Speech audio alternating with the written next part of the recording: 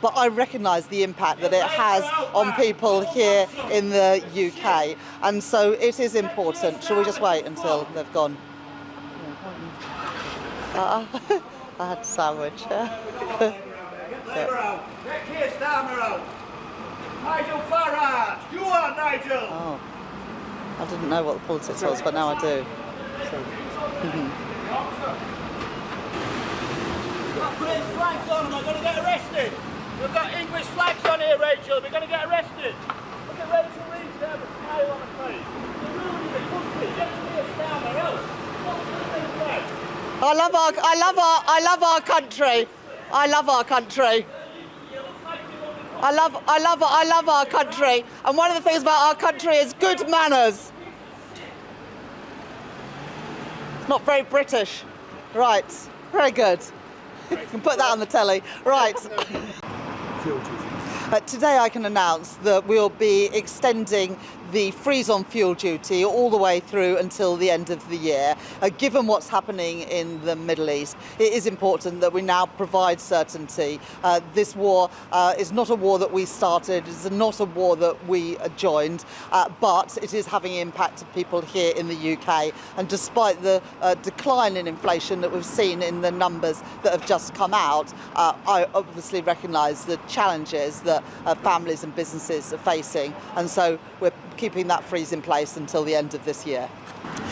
This is not a war that we started, it's not a war that we entered, and it is a war that we are trying to de-escalate, because that is the best way to get prices down for consumers. But obviously we'll continue to keep a close eye on what is happening to petrol prices, to gas prices through the duration of this conflict. But what I can announce today is that fuel duty freeze will continue until the end of the year. The plans that I inherited when I became Chancellor would have seen that fuel duty rise almost straight away. That wasn't the right decision, and what is happening in the Middle East today means it is important that we keep that freeze in fuel duty until the end of the year.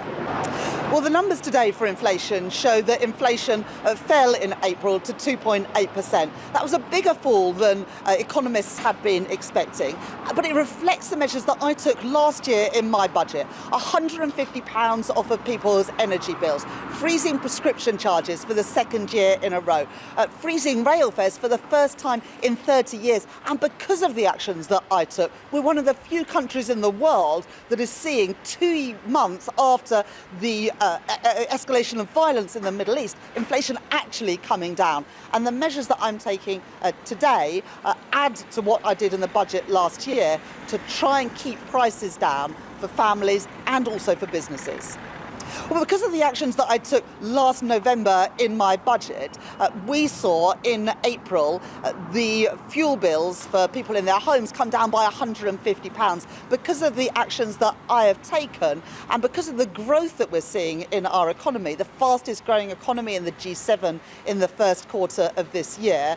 We're also able to take measures like ensuring that we can keep prescription charges frozen, keep rail fares frozen. All of that puts money back in people's pockets. I recognise that these are challenging times for families, for businesses and pensioners. And as Chancellor, the measures that I've taken, whether it's money off energy bills or today's commitment to freeze fuel duty until the end of the year, is all about helping families, businesses and pensioners with the cost of living. Do you worry that... Do you want to do this HGVs thing? Because I don't think we got that answer before. Okay. The pushing back on sanctions with Russia and the cost of diesel and jet fuel, do you think Putin will welcome? We've introduced today some of the toughest measures and the toughest sanctions that Russia has ever seen, and tougher than pretty much any country around the world. Today we've introduced new sanctions, but as a segue to those new sanctions, there are a couple of specific licences that we are enabling to continue. That is normal practice. That's what the Conservatives did when they introduced sanctions. Is we welcomed it when they did it because it is the right approach. But be in no doubt, the sanctions that we have increased today are the toughest sanctions that any government in this country has ever put on Russia.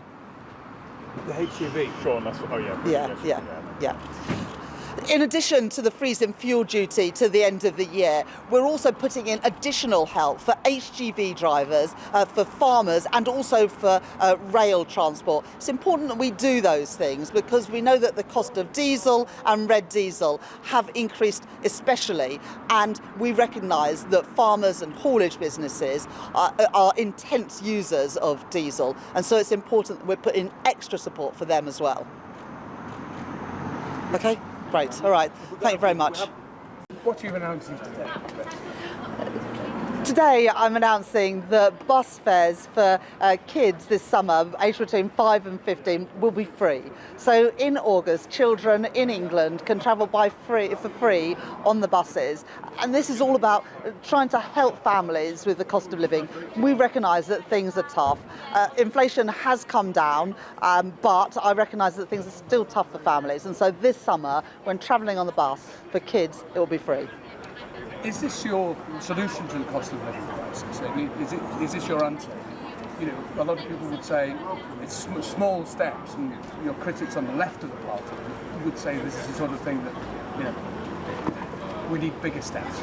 So in the budget, I took £150 off of energy bills. I froze prescription charges for the second year in a row, and I froze rail fares for the first time in 30 years. And because of those measures, the most recent inflation numbers showed that inflation fell by more than expected last month. But I recognise that things are still tough for families, and that's why I'm announcing today that kids will travel for free on buses in England this summer, but this is all part of a wider package of measures to help families and to help working people with the cost of living.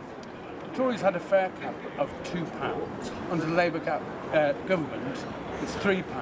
Could you not have gone further to help people with the cost of living crisis? Well, under the Conservatives, the bus fare cap was due to expire in its entirety just a couple of months after the general election. I didn't think that was the right thing, so we have kept the fare cap. That continues until at least March 2027, and that is fully funded by this government, including with the higher costs of bus travel for the operators at the moment, given everything that's happening with the costs of diesel. So that is fully funded. It will remain in place until at least March 2027, and along with the freezing prescription charges, the freezing rail fares, the money off energy bills, and today's announcement that in August this summer, children aged between 5 and 15 will be able to travel for free at any time on the buses. How much is going to cost the taxpayer? This is fully costed and be fully funded. It's going to cost £40 million, and I think that is the right decision to help families with the cost of living this summer. I know that the summer can be expensive for families with children, with the kids off school for 6 weeks. And so this August, kids will travel free on the buses right across England.